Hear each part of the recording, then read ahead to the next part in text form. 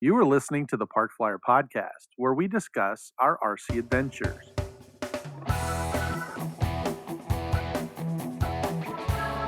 Welcome to the Park Flyer Podcast, where we discuss the ups and downs of the new RC Flyer.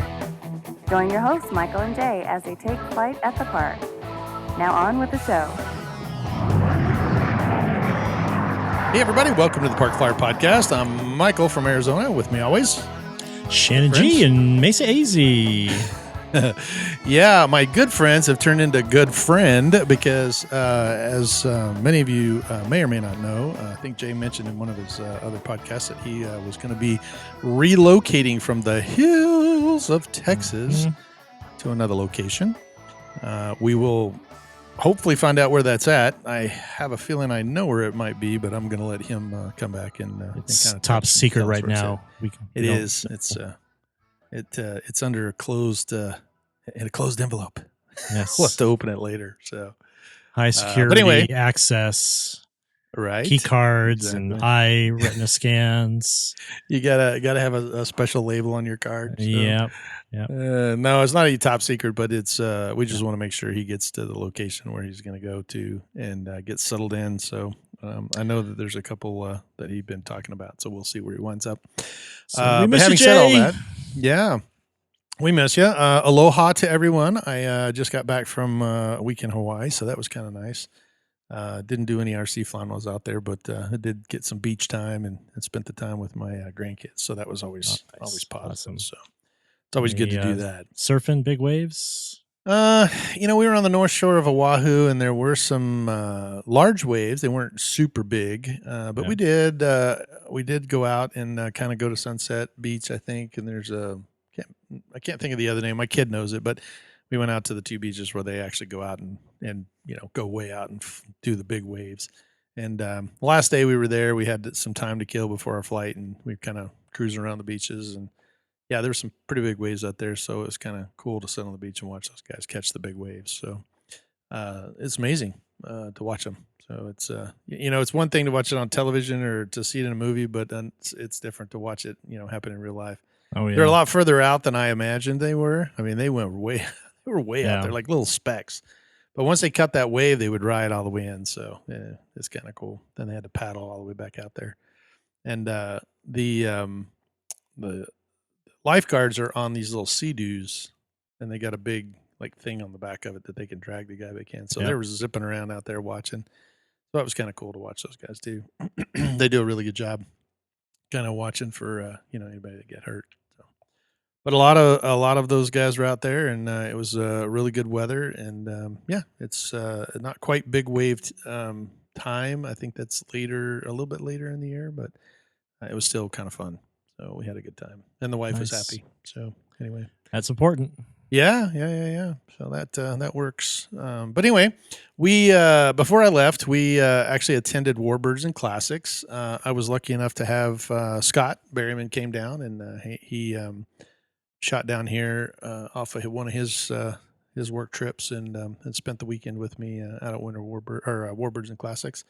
It was a great time. I actually took out the big Cessna, and then I took the turbine out, but unfortunately it was pretty rainy and windy. Mm-hmm. First day, the winds were just howling. I didn't even get the Cessna out. Actually, in all honesty, we loaded up the trailer. Scott got here. We threw everything in there.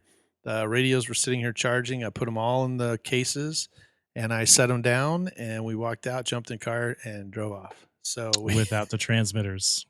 Got to the field, put my Trojan together, drug some other airplanes out. Then I'm looking around like, how do I put the landing gear down on this thing? Where did you put my radio? Scott goes, I didn't pick up your radio. He goes, you had it in your hand. And I'm like, yeah, I said these go in the truck. He's like, you never told me that. I was like, oh. So by the time we got home, sure enough, they were sitting right here. Now, what's interesting, and I have to shout out kudos to several guys, including John Gerhardt, who.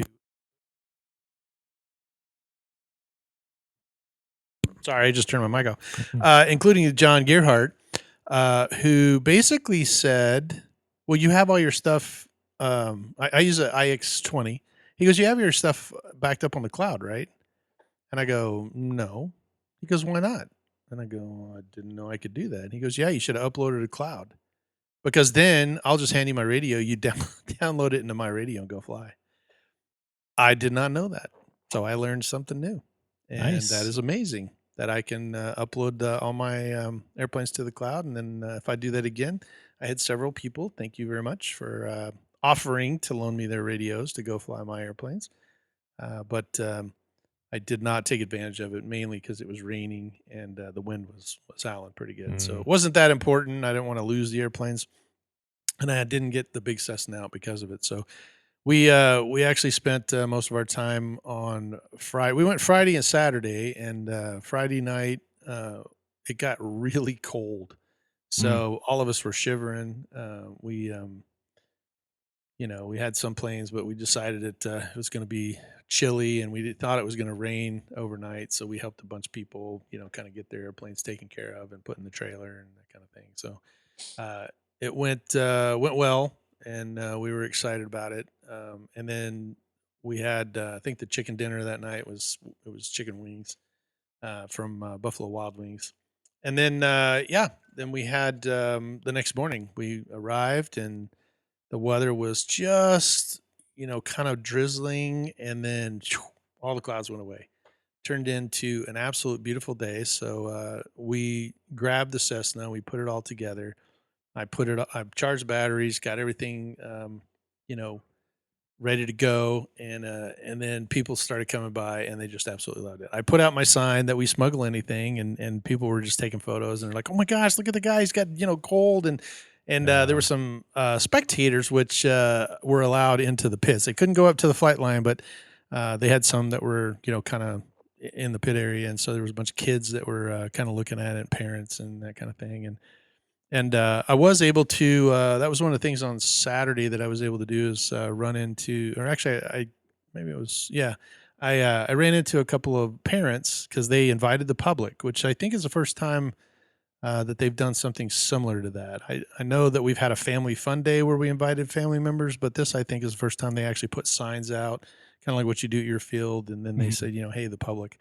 So there were some people that lived in the area that were like, "Hey, man, let's go check it out," and they showed up, and some of them brought their kids to see it, and so I was able to kind of spend a little time with a couple of guys. One of the kids' name was Mason. We'll give him a shout out, but he was really interested.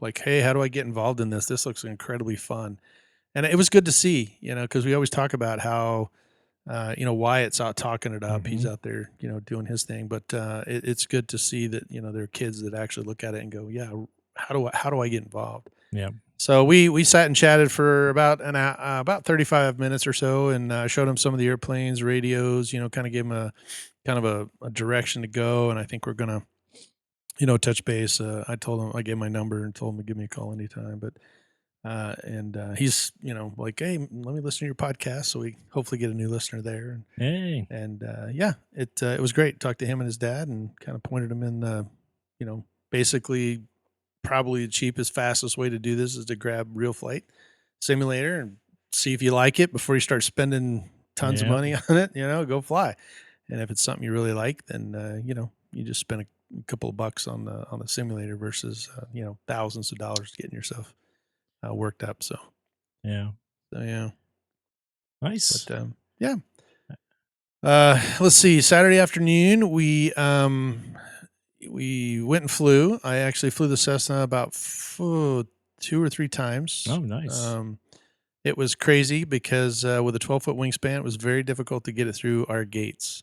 It took up almost the whole room. So, like, I can get it through yours because yours are shorter. Right. Like, I can drive over the top. Like I just drive in Yeah. there, and then you have those short. You don't have a chain link fence. It's just the short little orange things, right? Which is all going to change very soon. Okay, well, make sure I can get my 12-foot Cessna through there Well, it's because gonna. I had to lift it up over the fence to get it out over to the runway. So we That's what we're finally gonna have figured to out do that I now. could. Yeah, we finally figured out that I could put it in sideways and then kind of move it around. Yeah. So there is a way that I can do it. It just takes like four. It's like doing a six-point turn. It's just like, oh my gosh, this thing is taking forever. But yeah, it's if you wanted to make it exactly 12 feet 4 inches, I can actually slide it Uh, through there. but that was one of the problems. But it flew great at really scale. Everybody loved it. I was out there flying with a half scale decathlon. Oh, cool.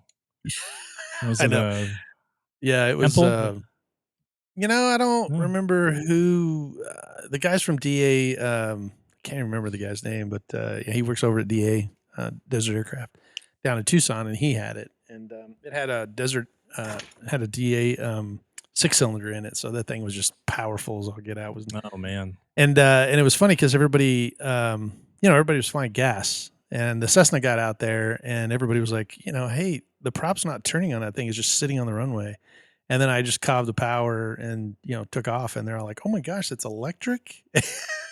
You were not expecting that What at in all. So the tarnation second is that I know, electric? right? So the second time I went out there, I actually had the prop spinning, and it came back around, and so everybody was like, "Oh, yeah, okay, that looked more realistic." But yeah, the first time I went out there and shut the prop off, and they're like, "Oh, that hey, you got your motor quit." And I'm like, "Nope." Yeah, just fired it up.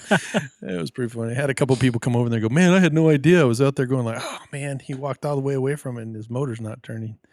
So, but it was fun to fly. The wind had died down, so it looked really good. And I think Barry got some decent pictures, so he's going to put some together and get them over to me. We'll see. But anyway, everybody loved it. That evening, we had the dinner and awards banquet, and the I think they added the auction in there too. So we did all three of those items in one night, which was a busy night, but the sun was going down, and everybody was hungry. So we we ate and had the awards ceremony.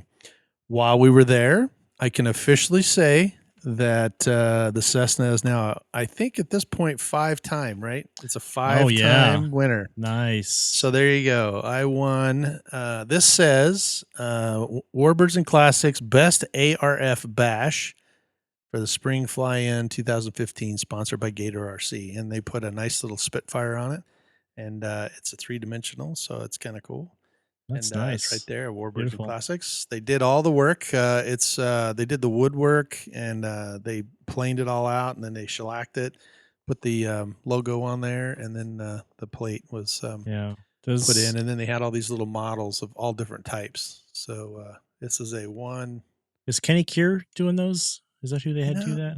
no, this actually No? Bonnie said that she's the one that did a lot of the work. Oh So wow. Okay. yeah, I was really Cool. I impressed. just know Bonnie did a good job. one of our So- guys, Kenny Kier, would do that for Gunsmoke for many years. Oh, would he? Yeah. Oh, So I good, didn't know if good, it was good. still him, but that's cool. No, I it's think a- they got the idea, but it was sitting on my table. So we were having dinner, and I actually cozied up to because Scott was with me. He's from Colorado. We cozied up to the Colorado boys, and there were 5 awards just in our table. nice. That's the way Yeah, to do so I was like, "Wow, I picked the right table because I got an award too, right?" I was like, "Had I sat somewhere else, I may not have got the award." But the funny part about it is that I had set my award on the ground, and the wind was blowing, and the I don't know if you can see that, but Prop's turn. the prop was spinning, Ah, and so the wind was blowing it, and I was like, "Oh man, look at that!" I thought it was stationary, but it's actually spinning. So it was kind of cool because we all turned our awards where the winds were blowing and all of our props were spinning. It's pretty that's funny. cool.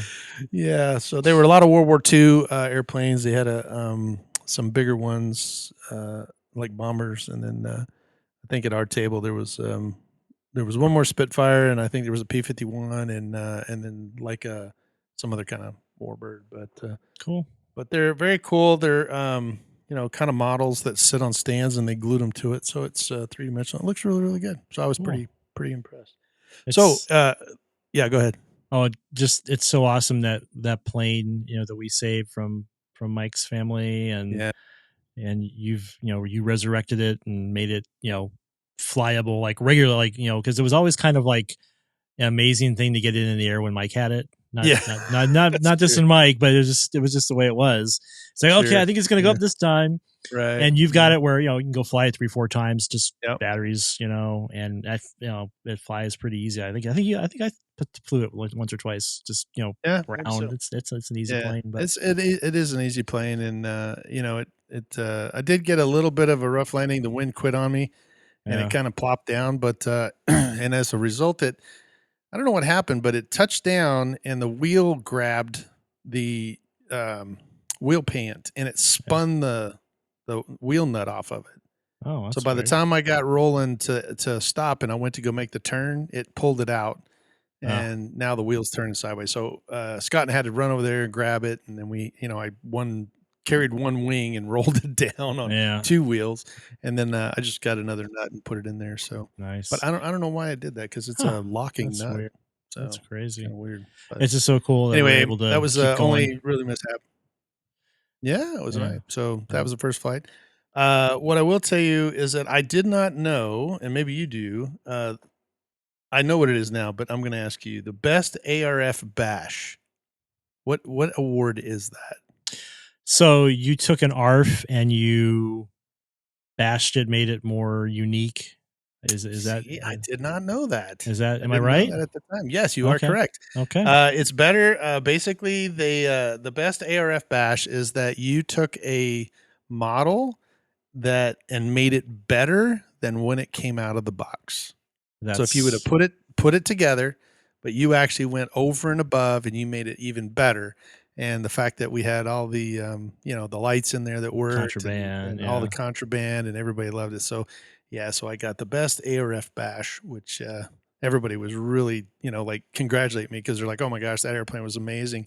And it's funny because it doesn't look like some of these awards are what I consider Oshkosh winners, right? Something that would win like Top Gun. And I mean, there were a Right. lot of those airplanes out there with these guys that put so much work into it and it's spotless.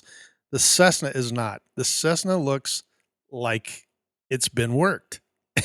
And Yeah. so I keep thinking to myself, oh, I should fix that or I should do it. But then I'm thinking, no, it does what it's supposed to do, right? It is a smuggling airplane. Yep. And at this point, I think I may take a marker, a red marker, and change the tail number because then it'll look like more. So it just every time I Yeah. look at it and I want to go repair something, I'm like, dude, that's its character. It's not Yeah. supposed to be a brand new, right off the shelf kind of thing. So Yeah. so I got a lot of good comments on it. So I was super happy with that. I'm pretty You proud of know, that. you know That's what twice. we need to think about, and What's that? I don't know if you would agree with this, but I think we need to try and make a 3D printed pilot of Mike to put in Oh there. yeah, that's a good idea. You Well, it would know, work because I can tell you that when I pulled the I had pulled the thing out and set it on the ground, and the wind blew the sign over, and the pilot little part was sitting on there, and it blew the pilot over. And when it did, his leg came apart because it's just like a Barbie doll, so oh it's got yeah, like attachable. So I think the head yeah, would pop off of there. We could probably stick yeah. Mike's head in there and put it in there. So Because we yeah, got we'll enough probably have pictures to of figure him, that out. maybe kind of Yeah, that's scan it true. or I have a something. couple of photos. Yeah, we could try that. We could try it. Yeah, I We'll just see. think that would be so cool to have like Yeah, it would be Mike kinda in cool. there, and yeah, That would be something. It's flown by Mike Calloway in the yeah, cockpit, so yeah. but, yeah, it was really kinda good, and, everybody had a great time. The weather was, Nice. not quite cooperative for us, but, I think everybody got over it, and Saturday, everybody flew Yeah, through just a, crap ton of batteries, so yeah. we, I had every intention to be in there. We had talked a couple times, I know, and right? Friday night, my daughter was in town for spring break. We went out for dinner, and something did not agree with me. I was in no position to do anything on Yeah. Saturday, so I apologize. I really was No, no, no, wanted to be we, out there. And right? I had the truck packed and everything. I mean, I was like ready Yeah. to go, and I was like, "Oh, this ain't gonna happen." So, Well, when I got your text, I told Scott, I was like, "Oh no." He goes, "What's the yeah, matter?" I was like, "Shannon just texted me. It looks like you might have food poisoning." I go, uh, "That ain't good. I've had that and it's awful. It's yeah, no, it was terrible." not good. So, So, well, we're glad you're better. You seem better yes, I'm today good than now. we're, but It's yeah, couple days, but I was good. So, very cool, very cool. Well, the event ended Saturday night. I think they kind of wrapped it up, but Sunday was our Sunday fun day. A lot of the guys that were still kind of hanging out, they came out on Sunday, and we had a great time. Scott, actually, we put the Cessna up on Saturday night, and then broke out the little L-39 turbine, and then I just because Scott didn't really get to fly during the event, so this was the day that I just let him fly. So gotcha. Scott and I charged up the batteries. We used the bigger batteries for the L39, so we got to fly probably 4 or 5 times. And Nice. watching him progress is really amazing because he's, the first couple of times a little timid, still kind of working the whole turbine thing. I've got it to where he can control everything except the gear and the steering, or the gear and the brakes. So usually he'll call gear up and then I'll flip the gear up, or when we land, he'll say brakes or whatever. But he did a couple of takeoffs, which were really really nice, and then I think I did most of the landings. But you could see his confidence level go up and go up and go up. So by the third or Nice. fourth flight, he was learning a little bit better throttle management. He was doing these because what I've had him doing is figure eights, right? So you come Yep. in, you come towards you, or you come down the runway, you pitch out, you make this figure eight so that it basically gets you to do a left hand pattern and a right hand pattern. So you're coming Right. down the runway both ways. And lucky for us, Sunday wasn't as busy. I didn't really want to Yeah. be doing a buddy box with him, while everybody was flying, because doing figure eights in the middle of everybody else doing a rectangular Yeah. pattern is It kind of a doesn't work. pain. But It don't work. but then he was able to switch from that to a box pattern, and they're getting much better. And yeah, he was super excited. So we probably went through, like I said, 4 or 5 different flights, and the batteries hung out, and he's getting to the point where he can fuel it by himself and crank it up and get it started and taxi it out, and kind of get it all ready to go. So he was doing a Nice. really good job. Did a couple of vertical maneuvers. He's just been doing lateral maneuvers like the figure eights. He did go, kind of a half Cuban, got it up because we were talking about the way the sun was that particular morning. He was having a hard time seeing it when it was going westbound, right, or eastbound. Sorry, because the sun was coming up and it was just reflecting. So he was like, "Man, I can't see it." So I was like, "All right, well, we're going to do this. We're going to do verticals."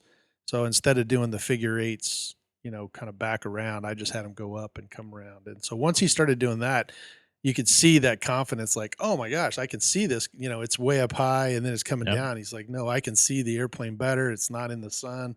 And so he was pretty excited about that. But Awesome. yeah, and he got his turban back. So the Bad Boys guys were there, and they sent him his turban. So yeah, it was a good weekend. We had a Good. really really good time. We were pretty Awesome. excited. Yeah. I wish I hadn't missed it. Next year, definitely back next year. Yeah, next year. That's true. So, Yeah. well, other than that, it sounded like even though you were sick, you got some new toys since our last episode. Yeah. So, uh, Wyatt Wade, he's got the E-flite SU-30 twin EDF, and I Yep. love that plane. I gave him an award for it at AEF a couple years ago. Right. And I've always wanted one. I've had Sukhoi's, different ones over the years. Sure. And one of the guys at the club had one, and he had it was still the Spectrum, upgraded 9-channel receiver, AS3X in it, light burners, and this guy, when he builds a plane, whether it's an ARF or a kit, everything is labeled. It's set up, Oh, wow. everything's in it. He's set up where it needs to be. Sure. Wires, controlled, all that good stuff. And he basically just wanted to clear space. So the deal was ridiculously, I'm not even going to mention how much it was. It was ridiculous. Right.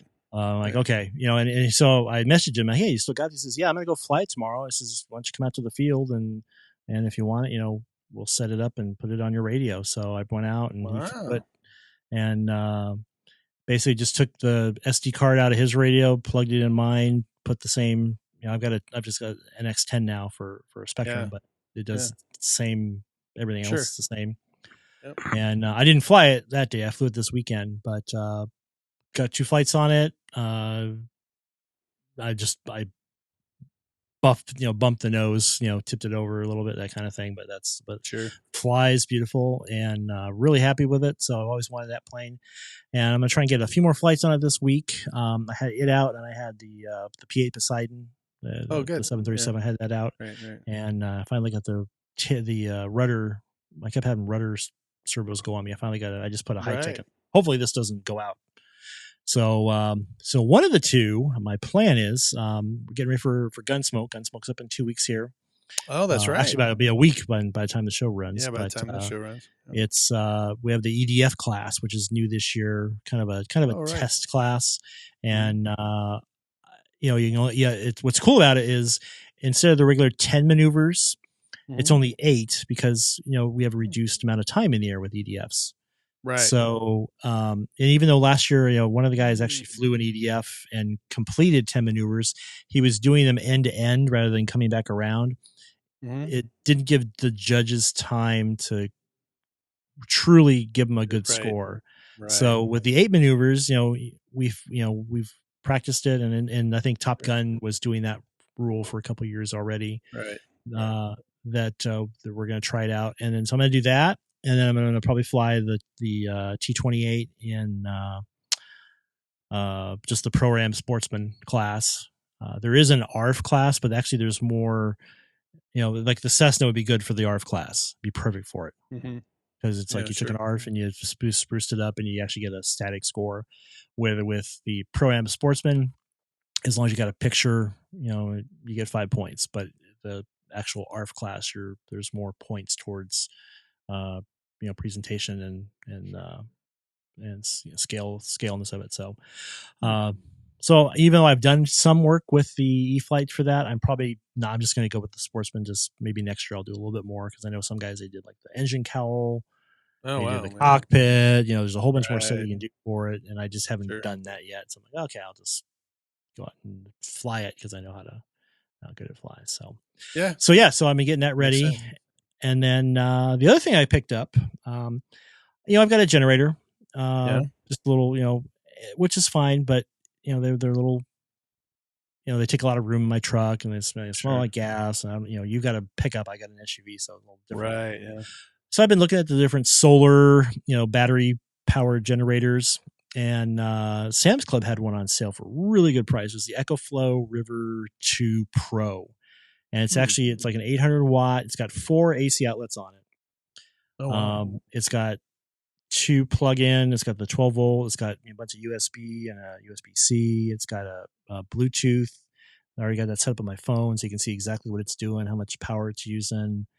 That's pretty cool. It's really cool. And then it came with 2 solar panels too. So it's 2 45 watt solar panels, so you can charge it at the same time as you're using it. And I read a lot of reviews. It's rated really high. It's the Pro version. It's got like 800 watts of power, 786 watt hours. So like for what we're doing, I can probably keep charging batteries, topping off batteries at least, or recharging a couple here and there, all day long, and I'll probably have some juice left over. So really excited about taking that, because I haven't really, I'll take my batteries to the field, that I've got charged. I used to plug them into the car and do that stuff, but I kind of got tired of that. It's like this thing, just put it on the counter and plug my charger into it, and it should be. What is the name of it again? It's the EcoFlow River 2 Pro. There's a River, and the River's like, it's a good one too, but it was like half the price, and but the price that they wanted for it at Sam's Club, they had like $100 off, what the regular price was, and then so it was like, wow, I can't really pass that up right now. I probably should, but I just was wanting one, so so I got it all set up. I actually ordered a case to kind of carry it and all the cables and stuff with it. And I'm going to make some little angled stands just with PVC. I got so much PVC pipe and stuff. To put just to kind of hang the they have little clips you can hang it, hang it off a fence or whatever. I'm going to make a little angled stand where I just kind of hook it on there. It lays flat but angled. So it'll catch the sun a little better than just laying flat or or whatever on the fence. So this has what is it? EC5 or no? It's an XT90 in the back. So the XT90 in the back, that's to plug in the solar panels.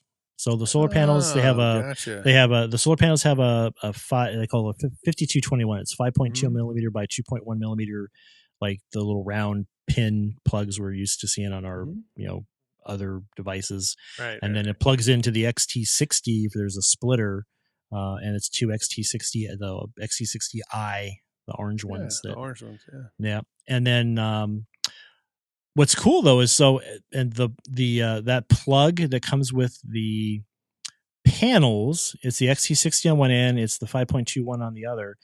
I can use that on the front to plug it into the front and then plug it into either the ISDT or the Toolkit RC chargers because they have the XT60. That's what plugs into the back of them. Oh, that's for kind of cool. 12 volt. I already plugged it in once and charged a battery. And so Really? I don't have to have, you can plug it into the 12 volt, you can plug it into the AC if you got it, but Sure.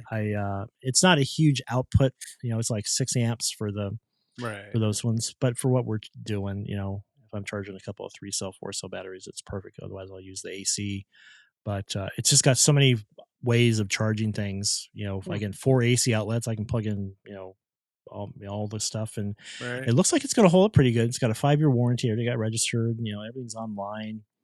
The app is really cool. You can see exactly how much it's using, and Wow. it'll tell you if there's something wrong with it. So it's smarter than I am. That's the important part. If you have a smart battery charger. Yeah. So I'm really excited to get out and actually, play with that. Hopefully this weekend, run a bunch of bad batteries, and because you get up in the morning, you only Sure. you charge 4 batteries now. Well, now I can charge 2 and get one charging while I'm out there and keep There you going. go. So That's it. You don't have to carry the gas and the generator around. Yep. So we'll see how long Very it cool. lasts, and I'm excited. Well, I may be in the market for a new battery as well. I wound up during the auction. They had some Spectrum batteries, and nobody bid on them. Really?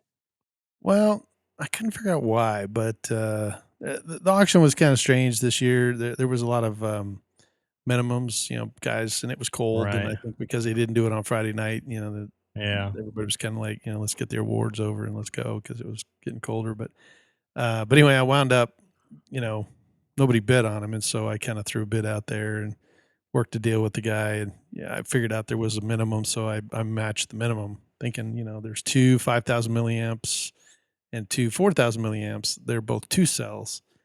Well, they're drag race batteries.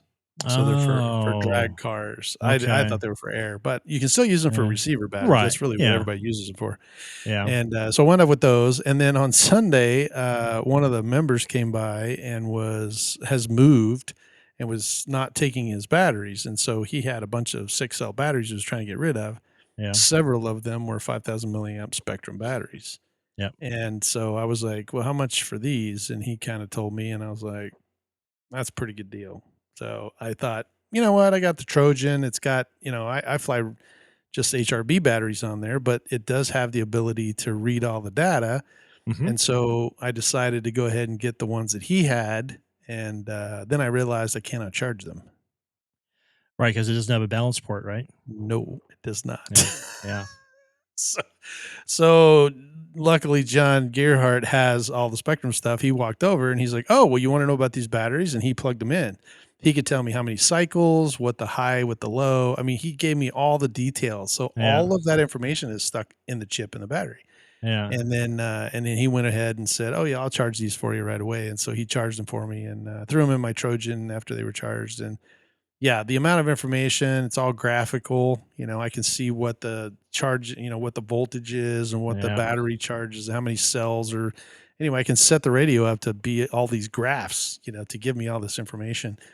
And anyway, I was pretty excited about it. But then I was like, oh, man, I'm going to have to get a new charger for him. And so he's like, oh, yeah, what are you going to do with this big charger now? Because, you're going to have to change. I was like, no, I'll keep this one because I can do any of them like this. All right. And he's like, well, you can do any of them on this one too. And he showed it to me and I was like, oh, man. So, the good and bad news about mine is I use the Cell Pros. They're not around anymore. Right. And so maybe, within the next year or two, once everybody starts transitioning to this other type of battery, because he said that's really the way the battery technology is going to go. They're probably going to get rid of the battery and do it all in a chip. Well, here's the thing though, Spectrum kind of, and I'm not bad mouthing Spectrum, but so Spectrum and ISDT, it's the same battery technology. Yeah. Like a Spectrum charger is actually built by ISDT. Right. And ISDT was coming with the single wire 2. but Spectrum kind of licensed it exclusively. So Gotcha. right now they kind of shot themselves in the foot because, unless we're all going to fly Spectrum batteries, which I don't see happening, they're going to have to kind of let some of that go because I've got several, ISDT chargers. That's almost all I have. And they have the equivalent of the IC5 and the IC3, but in the XT. They have the little I pin in them. But they had to, whenever there was an upgrade to the firmware, they had to disable it. Oh, gotcha. So even though the technology is kind of there, it's been disabled. Oh, bummer. Which is, So I mean, if it goes that way, somebody's going to have to give about something down the road. Well, we'll see how it goes. But I think, but aren't the second generation of the Spectrum batteries? Didn't they put the balance tap back on? I think. Oh, these are G2s, and it's not. Are they G2s? Oh, okay. Yeah, or maybe it was the G1s. I think the G1s might have had on there, but the G2s don't. And but what it does have, which is pretty amazing, is the auto discharge. Yeah. So 72 hours, you can set it where you want, but mine are set for 72 hours after you charge them. And 72 hours, you don't use them within 72 hours, they automatically discharge. Yeah.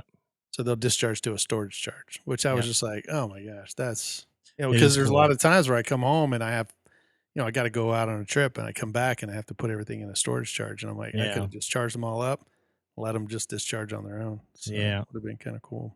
Yeah. But I'm kind of excited. I, if it requires me to get a new one, it, just something I got to do. But for the moment, I'll just kind of hit up John and some of the other guys that have them out there already. Yeah. Well, and they come up pretty inexpensively for those chargers. They do. You could easily incorporate it into your setup, I'm sure. Maybe swap out one of your you swap it out or just use it as a side because I can plug it in, right? Yeah. I can just stick it in there. Yeah. As long as it'll take 24 volts because mine's a 24 volt system. So yeah. But anyway, well, unfortunately, we're out of time, and it goes by so fast. It does go by so fast. We're chit chatting about it, but we're trying to keep everybody, on a shorter leash here, and at least get you able to listen to the whole thing while you're commuting to work. But if you haven't already, subscribe to our YouTube channel at the Park Flyer Podcast on YouTube, and then if you're listening to us on a podcast somewhere, give us a thumbs up, a like, a subscribe. Pass us along to whoever else might be interested in, and if you've met me during the Warbirds and Classics, make sure you give us a thumbs up and shout out to us as well. So we enjoy meeting our listeners. Check us out on our Facebook page at Park Flyer Podcasts on Facebook, and then I guess other than that, I'm Michael from Arizona, and Shannon G in Mesa AZ. We'll see you in 2 weeks. Let's fly. You have been listening to the Park Flyer Podcast. Thank you for joining us, and we look forward to your next visit. Please give our show a star rating and review, and feel free to email us your questions, topics, or suggestions to parkflyerpodcast@gmail.com.